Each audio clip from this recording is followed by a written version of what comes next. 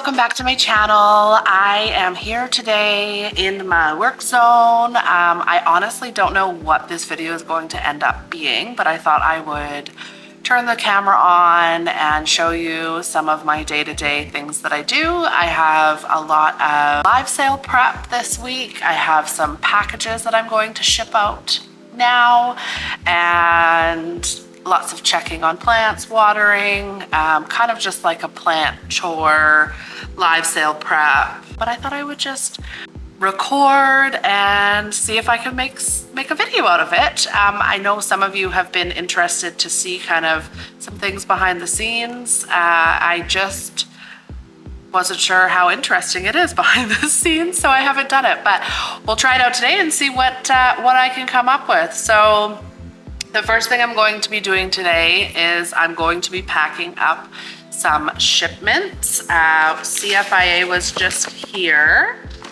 and without showing too much information, I will just kind of quickly show you. So this here is a phytosanitary certificate. So these shipments are going to the US, and anytime we send plants to the US, we have to have CFIA come here, inspect the plants, and issue this phytosanitary certificate.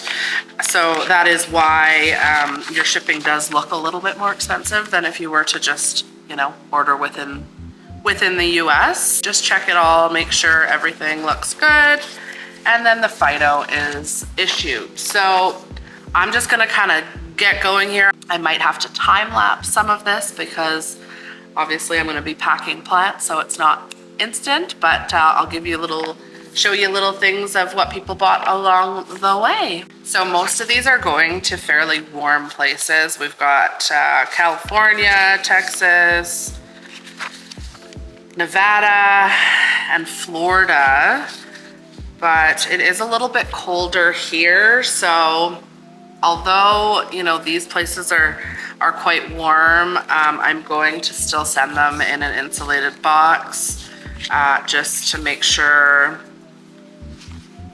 they stay toasty warm on this side of the trip. So maybe I'll just show you what this first person got. I'm gonna need to go grab some water. So I thought I would just show you quickly what this person got. So always have to remove anything that was attached.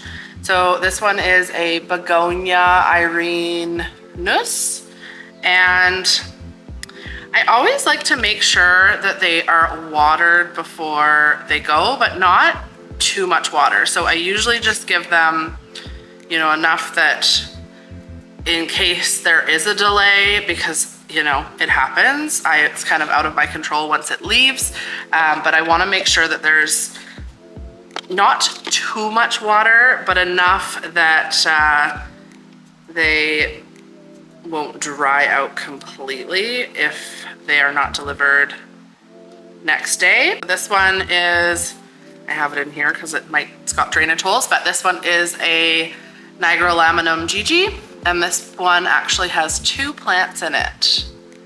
So these ones were bought in our live sale. Yeah, so just a little splash of water. I'd rather they arrive, you know, not super thirsty, but also not like drenched and overwatered, because they are going into a box. So obviously we don't want them to be sopping wet and no light. This is gonna be loud for a second, so I'm just gonna... This next one here is also from the live sale, and this one is a King of Spades. Look at how cute this one is. And this one has, you can kind of, hopefully you can see, still got good moisture in there, so I'm not gonna water this, but I am going to put a dome over it. So what I will usually do is obviously it's in aeroid mix, so we don't want the aeroid mix going everywhere. Tape is gonna be loud. But I tape over top.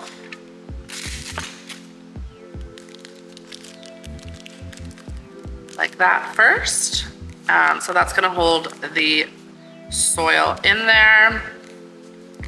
And this is another thing about US shipments that I think is great. Like, you know, when you think of importing a plant, you think, oh, the roots, the soil has to be taken off, all the whatever media it was in, if it's soil or whatever it was, you know, the roots have to be cleaned and treated and all that stuff. But we don't have to do that between Canada and the US. So, you know, your plants basically, I mean, they're still gonna have a little bit of stress because obviously importing is stressful way for the plant, but you know, there's less stress done to them because they stay in their pot, they're not uprooted, they're, you know, less vigorous root treatments and all that stuff. So that is that one. Now I can't do this for every plant, obviously, because some of them are bigger than others, but if they're small enough, I like to do that. So I know they are very safe in there. This one is gonna be too big, so I just give it a nice fluffy collar of polyfill. Couldn't remember what the name of this was for a second there. I always just call it my fluff. I'll show you. You probably can't see what I'm doing down here, but I'll show you in a second. I've got my paper down here that they get covered in. So, you know, packing, I do all the packing, so it takes me quite a long time to get your orders out, and I try my best to get them out as fast as I can, but on Mondays, I usually have my mom, actually Tuesday here today, but on Mondays I have my mom that helps me close up the boxes. But it's just me packing them all up. So basically we pack it up, it's all fluffed up, and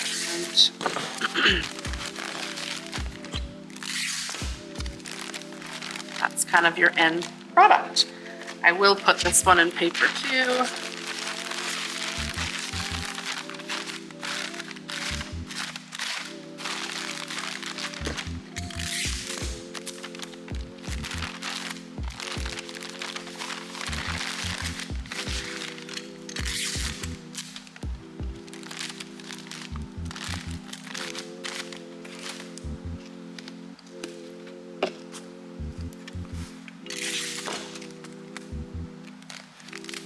So yeah, usually if they're in moss, I don't tape the top because I find the moss doesn't fall out quite like aroid mix would. So this one is in aroid mix, so I've taped the top, and then I always call it, when I was teaching Anna how to pack, when she used to help me pack, I always said you make it a little collar, then you make it a little bed, then you wrap it up in its cozy comforter, and then you close it up. So I'm making the bed on the paper, which you can't see because I'm at a bad angle here, but you know, packing is, I think it takes some time to learn too, like, and it's not cookie cutter because, you know, sometimes one leaf will go this way, or you kind of just want to go with the plant. How does the plant feel like it wants to sit where you think it's going to be most comfortable and that it's not going to break.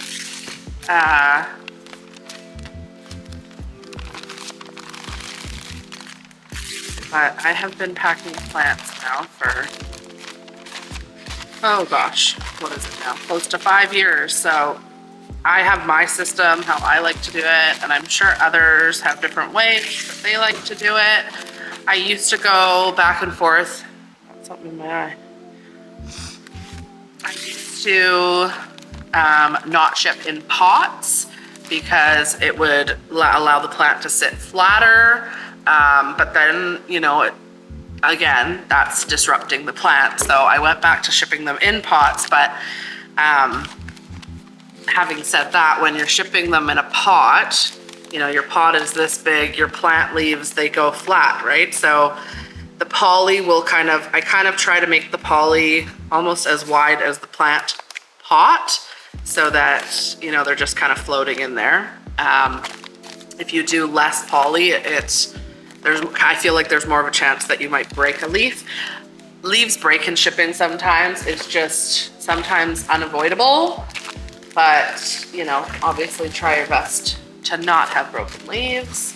So we pre-insulate boxes so that they're just ready to go, but that's our insulated box, so it's got the sides, and I will see if I can do this while you are watching. So they fit in there perfectly like that. I have to find my thank you cards. Give me 1 second. Okay, got my thank you cards. So we put in, excuse me, I am still, stuffed up here. Okay, so they get their packing slip and a thank you card. And so what I'm gonna do is I'm gonna close it at I'll do this part off camera, but I'm just wanna show you. So the first thing you want when you're packing an international order or something to the US is your phytosanitary to be the first thing that they see if they open the box looking for it. So, how am I doing? So I just put it right here on the top. Then that is the first thing that is seen when they open the box. I am going to quickly rush through these and get them packed up off camera because I want to make sure I have them done when the courier comes to pick them up. So I'll come back here with you guys and another task in a little bit. See you shortly. I am back. I got those all packed up, and just as I was finishing those, I got a box, and I actually forgot I ordered these, but a local, she's in Montreal, she's actually a customer of mine, but she made a hybrid with another Canadian hybridizer. I believe it was Dustin's plant. I will pop up both of their Instagrams here so you can see it. So what I ordered was a Anthurium. Sorry, I'm just opening it up. And I believe Jing also got some in my shipment here, so I got to. Oh, and it looks like there's a freebie for me. Thanks, Maud, if you're watching. So I didn't even say what they were yet, but they are AOS BVAP. Or Antilacii. That's exciting. So they came in these cute little packages. Hopefully that is super cute. So I got 3 seeds of the AOS BVAP and 2 seeds of a no ID BVAP cross. I'm going to put in, first I'll do the AOS Antilacii. I need to start calling it Antilacii. I probably won't. I'll probably still call it BVAP, but I'll put that cross in there. I'm super excited for these ones. Both the mother plants are gorgeous. And yeah, I've really wanted this one. So when I saw that she had some fresh seeds, I had to grab some. And then the no ID BVAP, I'll have to find a photo of that one too and put it up here for you. Super excited. Thanks, Maud. And Jing looks like she got 2 of each as well. These are the cutest little seed containers. Super cute. So I am going to, I'm gonna open them up, have a look, and probably pop them in to their own. Oh yeah, they have a good little root going on. I'm gonna try and show you guys this, but it might be difficult. Let's see if the camera will pick it up. I hope you can see in there, there's 3 little seeds and then a little root coming off of them. So they're nicely germinated and rooting. It'll be fun to watch the progress of these. Very excited. Okay, I'm gonna get myself settled here, and a couple of things that I want to, I think I'm going to try a couple different substrates with these ones, and just as a little growth experiment, I might do that. Actually, I might do that with these, with my no ID BVEP. I have 2 of them, so I'll do one on my tree fern aroid mix and one on moss, and maybe we'll be able to see in a couple months which one has taken off better in growth. Okay, I have gone headless for this part. First, I am going to just quickly make some labels for these because they came with 1 label, but I want to make sure I have a couple more so I don't forget them. And I'm just reusing some little pots that I had other seedlings in. So these are my 2-inch square pots that we sell here. Okay, so those ones are Jing, so I'll put those over there. And then I think I've decided, so these are the no ID BVEP. I think I'm gonna do one of each of those in one in moss and one in, so I just made a quick tag for that and a tag for that so that I can label these right off the bat, because seeds, you know, they all look the same for a long time when they're seedlings. So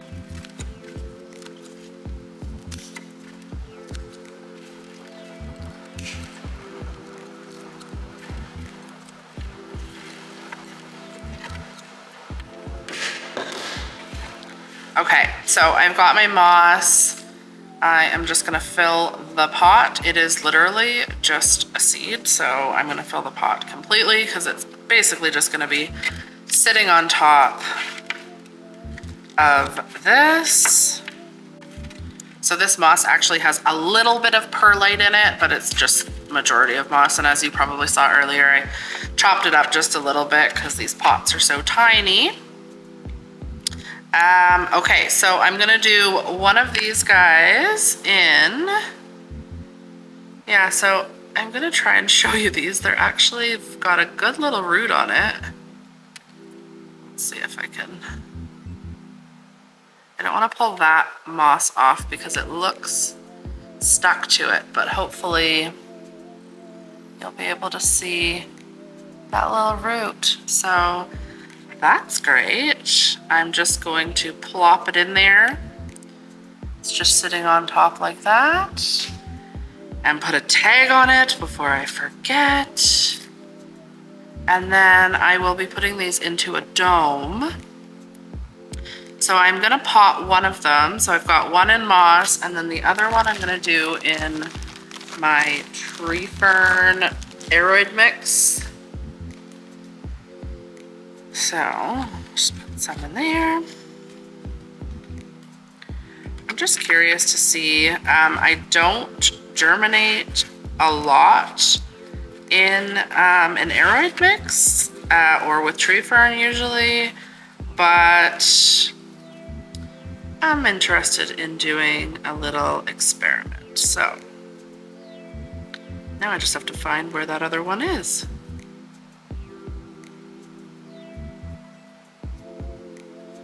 Why am I not seeing the other one? Oh my goodness, where did it go?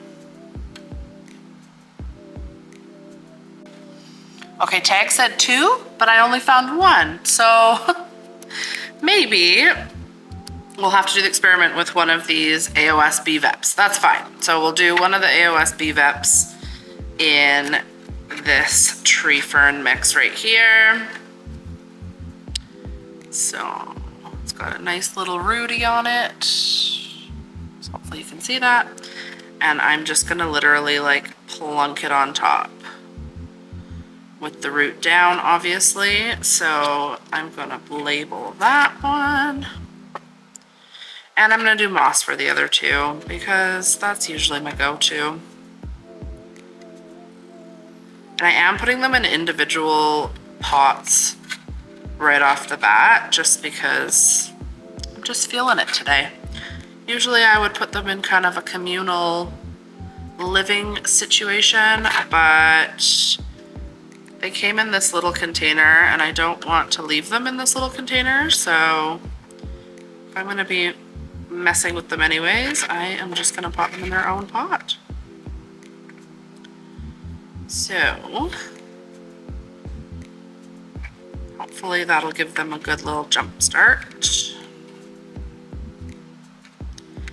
And I'm going to get them under a dome pretty close to light for this portion of it because the germination process, I find, if you give them obviously lots of humidity and lots of light, they germinate quite quickly and grow quite quickly. So I'm gonna go just mix a little bit of, let's see if I have any, actually I have some here. So I am just gonna put it in this cup for now.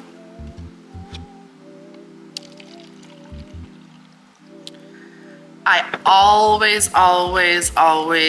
whether I am repotting, transplanting, seeds, seedlings, anything, I always use Great White.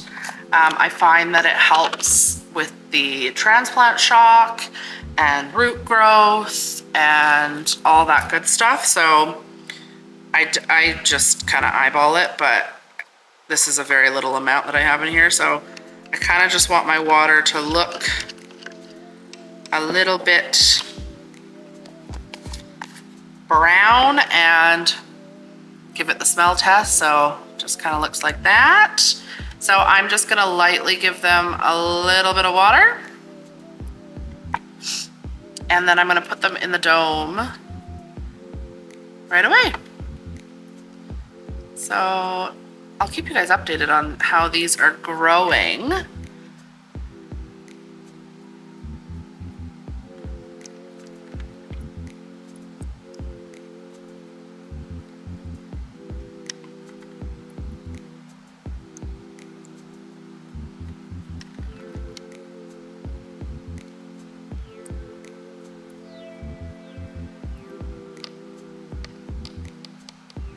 Okay, I am getting sidetracked from what I was planning on doing today because I just found all of these seedlings that are long overdue to be potted. You can see some of them have grown quite a bit in their communal pots. So I'm gonna do a little bit of potting and answer a few questions because I put out a question box for you guys, and I'll just answer a few of them and then I'll just get to potting these guys because it takes me a while to get them all potted up. So the first question I have here is, what is the origin story of Northshore Tropicals? So I started Northshore Tropicals in 2018, and when I first started, Ryland was, I think he had just turned 3, and I was working part-time, and he was kind of, you know, past that age of, you know, clingy to mom, although I mean, he's still pretty clingy, but he's a mama's boy. But, you know, I was just like past the blur of, you know, infant and toddler. And I just kind of felt like I wanted to be doing more on my days that I wasn't working at the print shop. For anybody who didn't know, I used to work at a family-run print shop. Yeah, so I just kind of thought, what can I do? And I loved plants, and I started selling honestly, at the beginning, it was all the craze of like the fiddle leaf fig, and I started selling plants, and it was more just like your regular plants, like your, you know, fiddle leaf figs and your snake plants and your ZZ plants. And I did that for a while. And then I remember kind of just, you know, you get into looking at different plants, and I discovered the Monstera Thai constellation, and I was so taken by that plant. I was like, oh my God, I need one.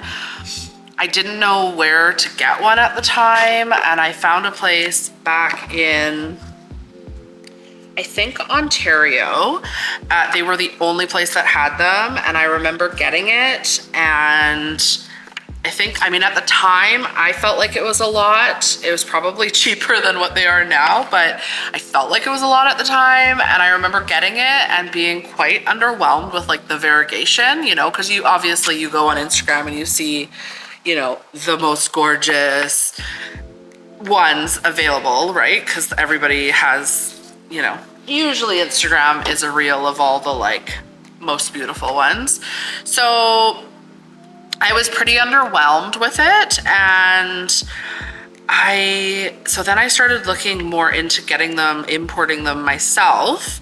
And, you know, looking back on it, I imported, it was actually funny because this was when tissue culture was quite cheap. I imported 500 tissue culture plants, and I think I paid like maybe $2 US dollars per plant. Like, they were so cheap. I had no idea what the hell I was doing, but I just knew that I wanted this plant. So I think I did like a pre-order for them for like $35 or something like that, you know, after you pay shipping and acclimating and yada, yada, yada. But they came in and they were literally so tiny. We're talking like smaller than these plants. Like, they were probably this big, maybe even smaller. And I swear half of them just like melted in transport. They weren't like tissue culture, like they weren't still in the agar. They were like already taken out. So the roots and stuff were just like, half the plants just kind of melted in transit. And yeah, but it was a good experience. It was kind of crazy. The first thing I imported was like tissue culture plants.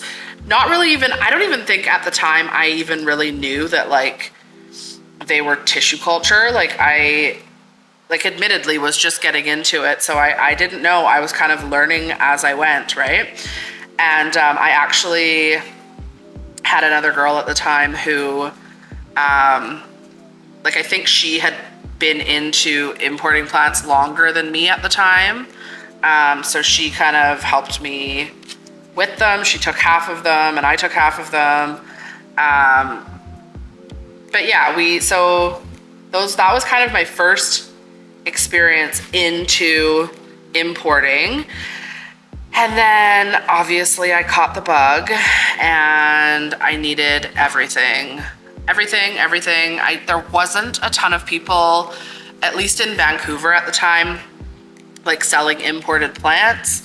And I just went in hard. I just absolutely loved it. I loved the entire process, the unboxings. Everything was just so exciting and new, and everything that came in, I was like, oh my God. I mean, I still get excited, like opening plants, but when I was opening stuff that I literally had never seen before, it was just so exhilarating and so much fun.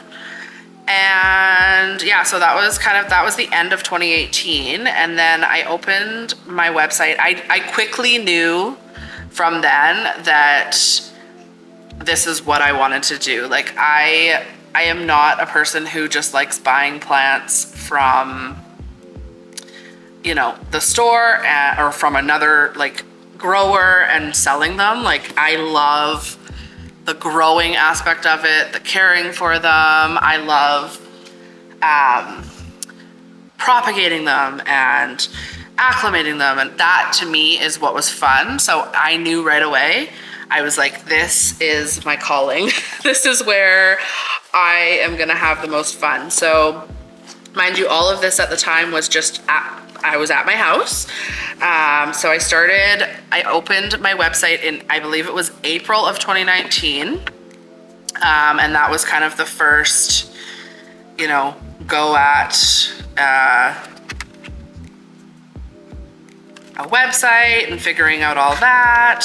And yeah, so I was still just doing it all at my house. And then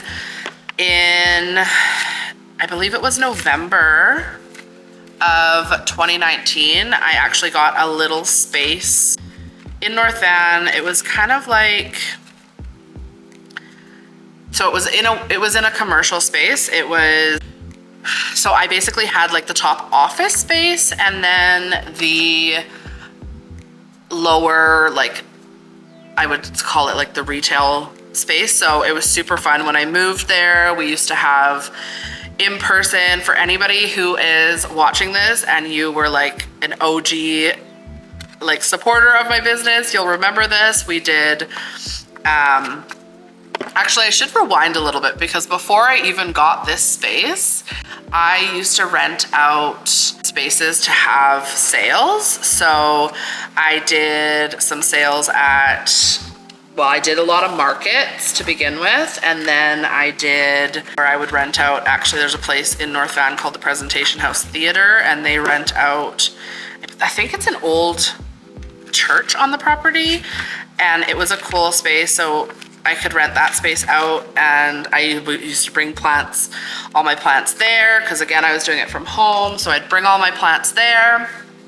and kind of just have my sales there. And then, yeah, so then in November, I got this space, and it was a very tiny little space. I would say probably, I don't know, it was probably less than 500 square feet downstairs.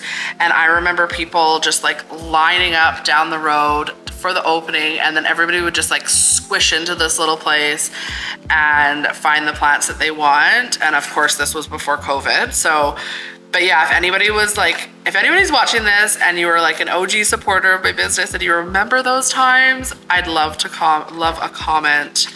And you tell me. I had so much fun. I think other people had fun. It was just like everybody who just had this love and craze for plants. And it was just, that was actually when I first met Jesse. I remember he came, I believe that was the first time he came, was to my old location with his son. And I just thought it was the cutest thing that he had this like passion that they shared together, and it was just so cute.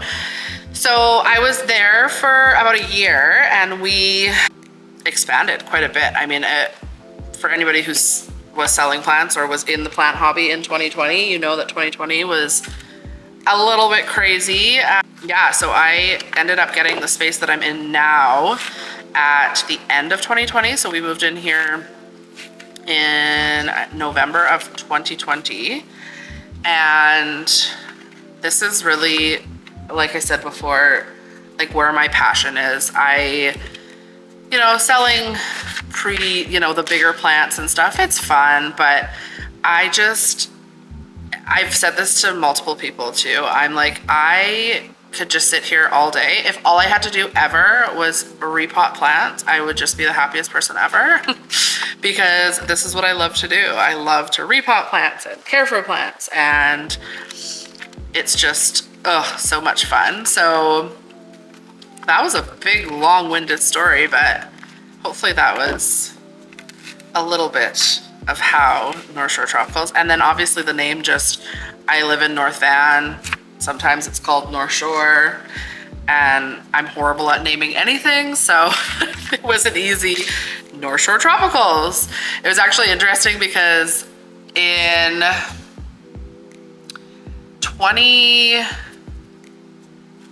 I think it was the beginning of 2020, it was like January of 2020, I believe. I went to Hawaii with my parents in Ryland, and we're just like, we went to Maui and we were just driving around up in, I don't know, we must have been up somewhere because we weren't down by the water. I don't remember why. Maybe we went to Haiku or something like that. But anyways, there was like, there's a farm there, and I don't know what they sell. They must sell some sort of tropicals, but there's a Northshore tropicals in Hawaii too. And I was like, oh, so that was kind of cool.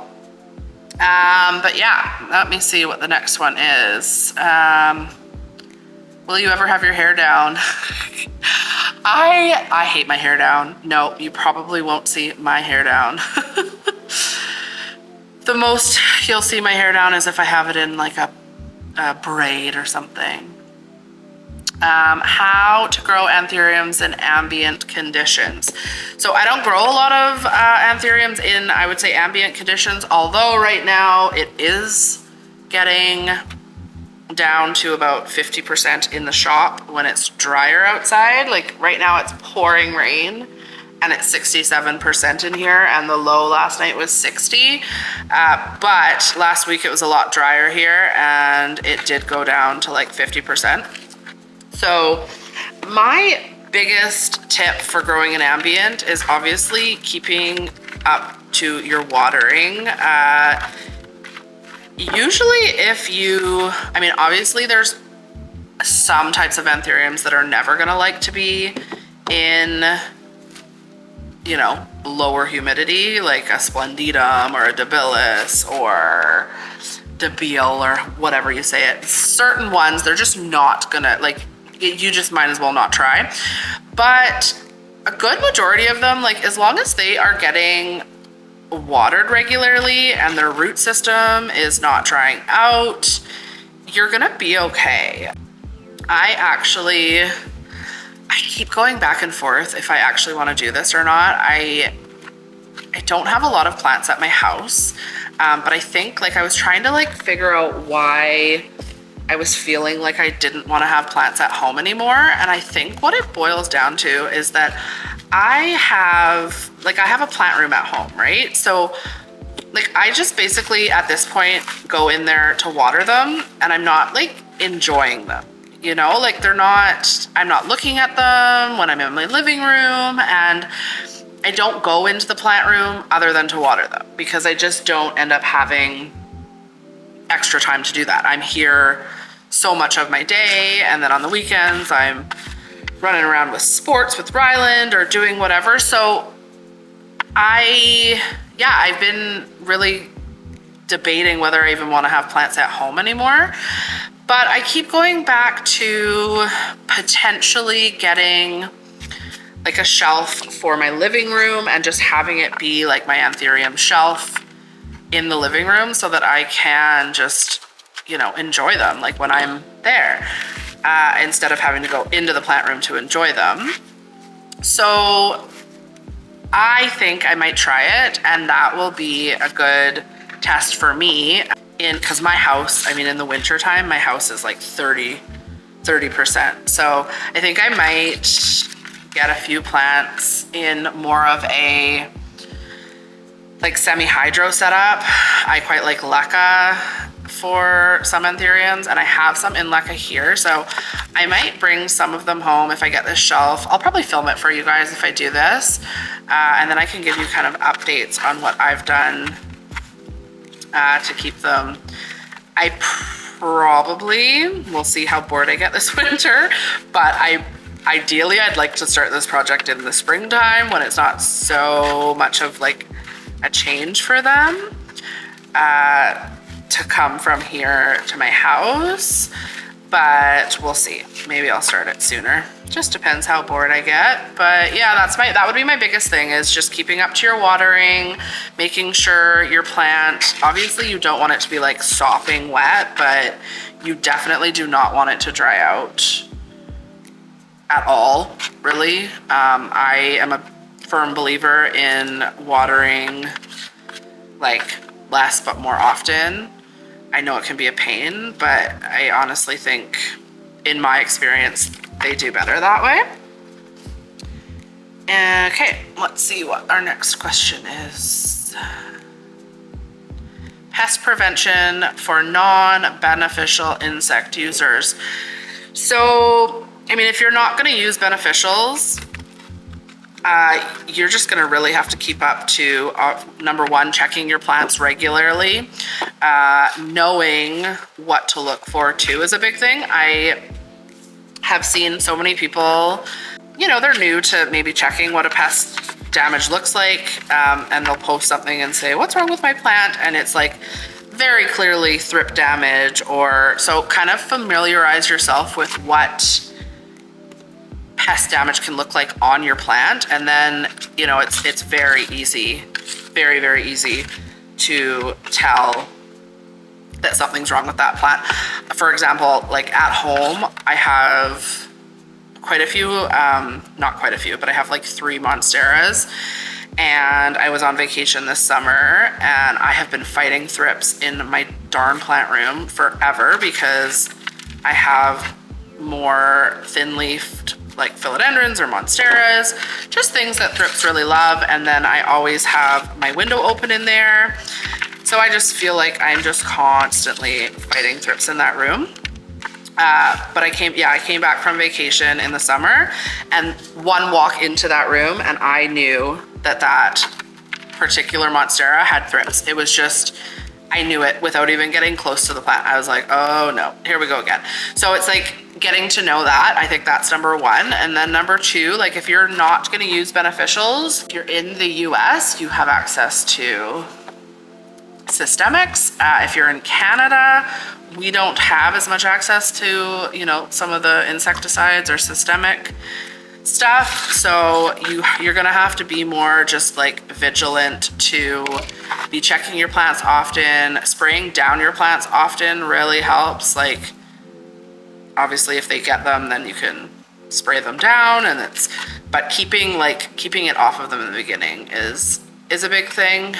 Yeah, obviously there's like certain insecticides in Canada that you can get to treat an infestation if you do get one. But I think like preventatively, if you're not gonna use beneficials, you're just gonna have to put in the work. You're gonna have to continually check your plants, spray them down, like get to know what pest damage looks like.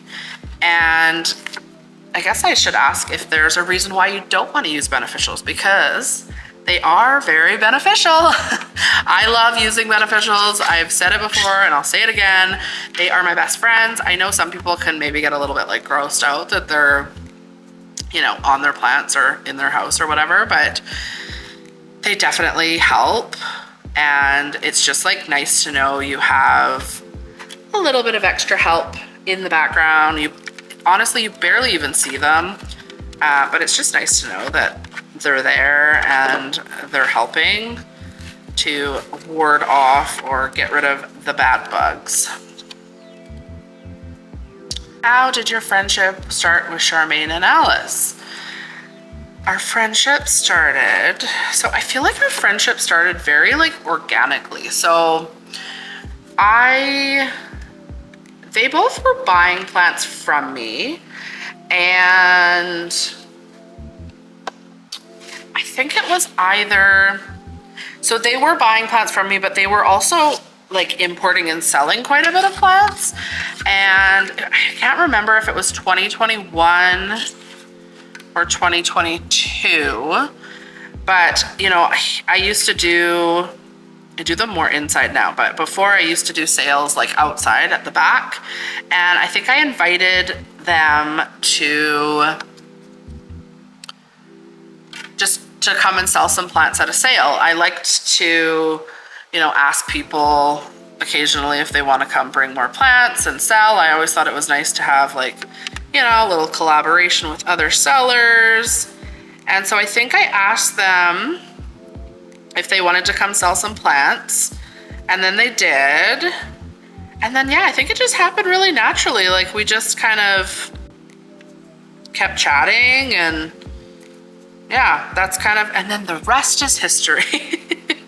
Yeah, and then obviously they started helping me out here at the shop too. So, you know, the more you see people, I think if you guys get along, then your friendship becomes stronger, right? The more you see them. So that is the story of how Charmaine and Alice became my friends.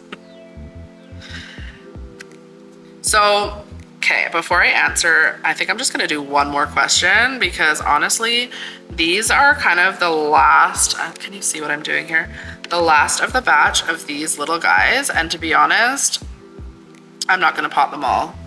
I think I'm just gonna pot, I have a tray which I can fit 50 of these on a tray, so I think I'll pot 50 of the larger ones, and then you guys are probably gonna hate me, but I'm gonna toss the rest of them. These have been growing for, let me see if I can even see the date on here.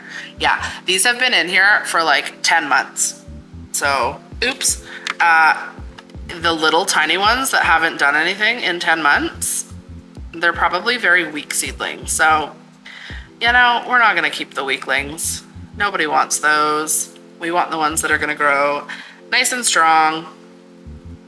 And so obviously these ones I didn't get out in time, but it would be the same process. Like if they weren't in a communal pot and I had potted them all into their individual pots like this, I will go through and toss anything that isn't strong. Like when I am moving them from these into the next size pot, like if something is like looking like this, for example, let's say it's this size and the other one is like this, right? Like if I had pulled them out and I was like, okay, you're ready to get repotted. Oh, and this one still looks like this after however many months. I'll just chuck this whole plant because clearly it's not thriving and it's not gonna thrive in a new home. So, and obviously like these are just crystal mag forgetty eyes. So I'm not too worried about tossing some. Maybe if it was something a little bit more sought after, I would probably try and baby them a little bit more.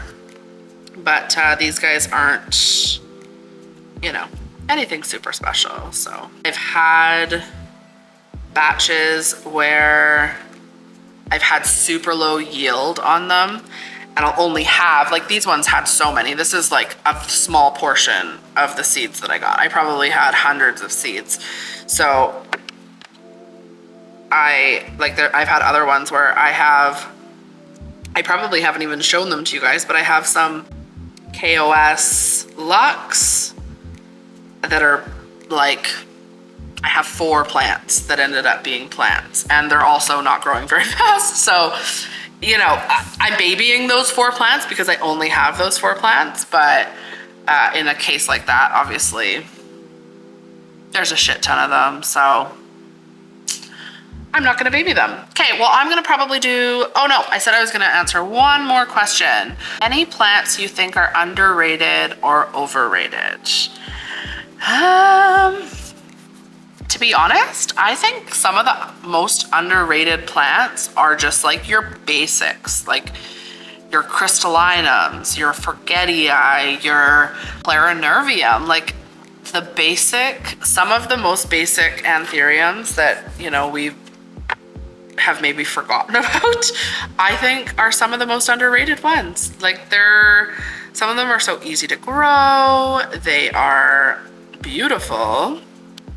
And I think just because they're more accessible, they're maybe not as sought after anymore, or, you know, they're too underrated. Now the overrated ones, I'm not gonna say anything specific, but for me personally, like some of the plants that are just so hyped up, but they're super difficult to look after, I'm not even interested in. Like if you're gonna be a pain in the ass, am I allowed to say that on this channel?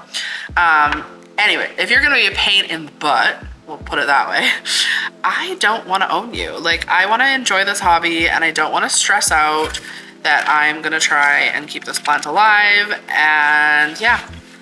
So, you know, there's certain ones that I've tried and I won't try again.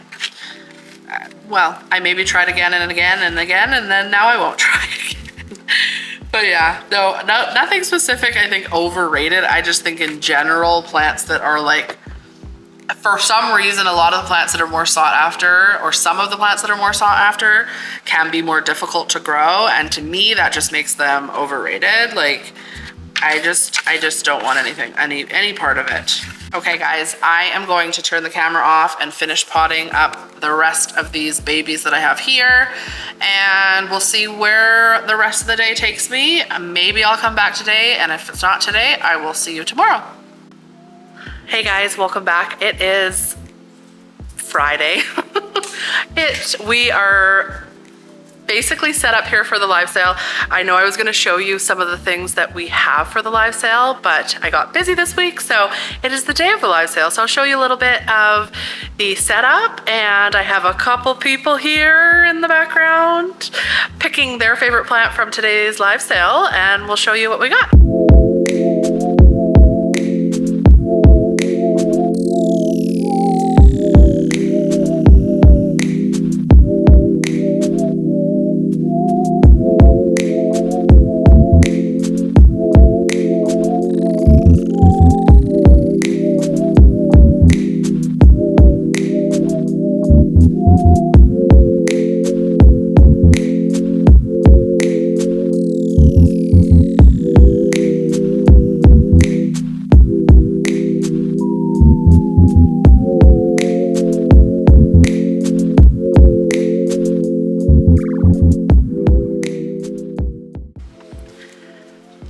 Hey Alice. Oh, hi. Oh, hi. Hi. Nice to see you here. I've never been in front of your camera.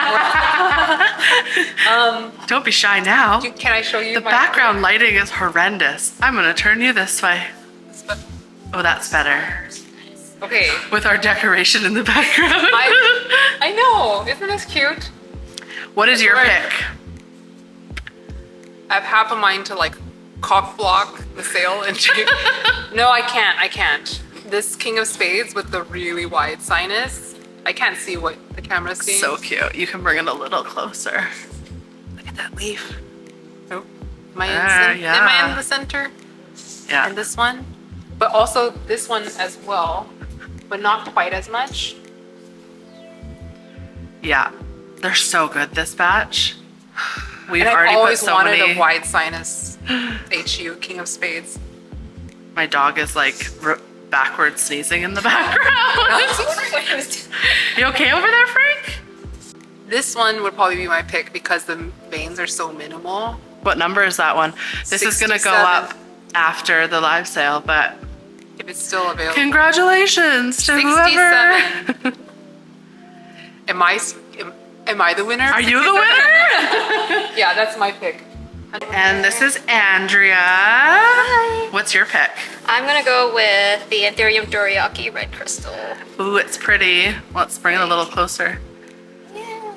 I love the little bits of red coming through. Look at how pretty this one is. They're so cute.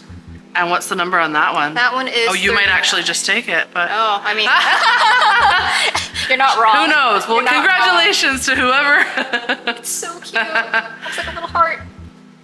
Okay. We're about to start, so bye. Bye. See you.